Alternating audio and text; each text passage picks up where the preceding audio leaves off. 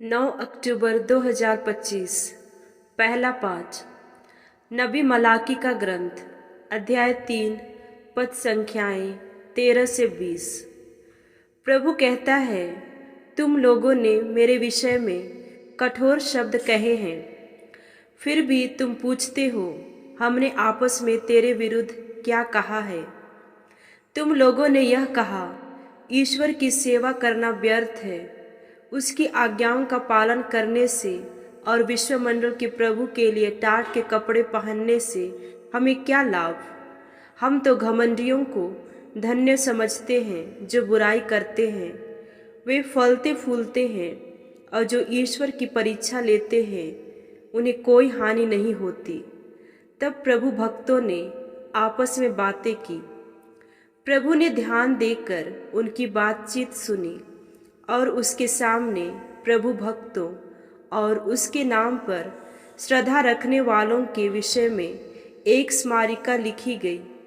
विश्वमंडल का प्रभु कहता है, जो दिन मैंने निश्चित किया उस दिन वे मेरे अपने होंगे, और जिस तरह कोई अपनी सेवा करने वाले पुत्र पर दया करता है, उसी तरह मैं भी उन पर दया करूँगा। तब तुम लोग धर्मी और विधर्मी, ईश्वर की सेवा करने और उसकी सेवा नहीं करने वाले दोनों का भेद पहचानने लगोगे। क्योंकि वह दिन आ रहा है, वह धधकती भट्ठी के सदृश है। सभी अभिमानी तथा कुकर्मी खूंटियों के सदृश होंगे। विश्वमंडल का प्रभु यह कहता है, वह दिन उन्हें भस्म कर देगा। उनका न तो डंठल रह जाएगा और न जड़ ही। किंतु तुम पर जो मुझ पर श्रद्धा रखते हो, धर्म के सूर्य का उदय होगा और उसकी किरणें तुम्हें स्वास्थ्य प्रदान करेंगी। प्रभु की वाणी। संत लुकस के अनुसार पवित्र सुसमाचार, अध्याय 11, पद संख्याएं 5 से 13। यीशु ने अपने शिष्यों से यह कहा, मान लो कि तुम में से कोई आधी रात को अपने किसी मित्र के पास जाकर कहे, दोस्त, मुझे 3 रोटियां उधार दो, क्योंकि मेरा एक मित्र सफ़र में मेरे यहाँ पहुँचा है और उसे खिलाने के लिए मेरे पास कुछ भी नहीं है।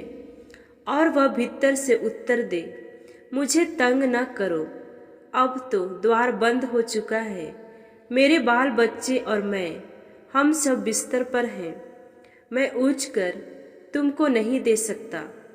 मैं तुमसे कहता हूँ, वह मित्रता के नाते भले ही उठकर उसे कुछ न दे, किंतु उसके आग्रह के कारण वह उठेगा और उसकी आवश्यकता पूरी कर देगा।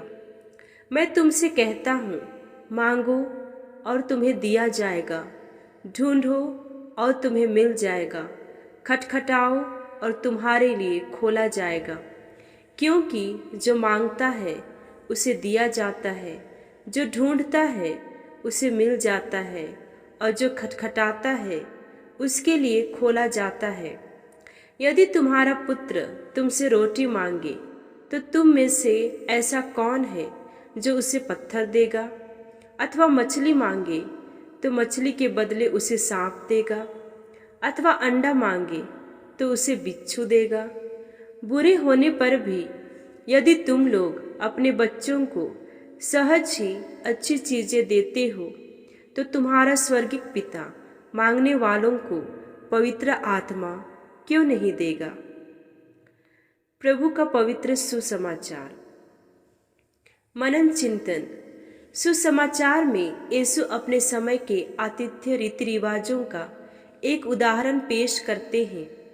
वह दिखते हैं कि ईश्वर हमारे साथ सर्वोत्तम व्यवहार करने के लिए हमेशा तैयार रहता है।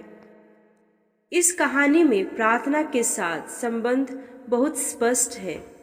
जाहिर है, सच्ची प्रार्थना आवश्यकता की भावना के अलावा कभी नहीं होती। यीशु द्वारा बताई गई कहानी की पहली टिप्पणी एक गंभीर अत्यावश्यक आवश्यकता से संबंधित है।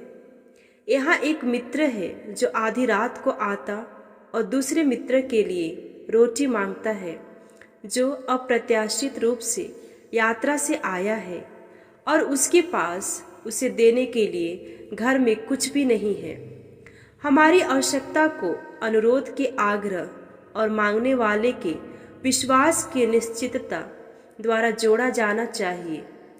मांगने वालों को यह विश्वास होना है कि उसकी आवश्यकताएं अनुचित क्षणों में भी पूरी हो जाएगी। प्रार्थना यदि प्रामाणिक हो तो पड़ोसी के प्रति ईश्वर के साथ मित्रता का रिश्ता खोलती है और हमें मिशन कार्य की ओर प्रेरित करती है।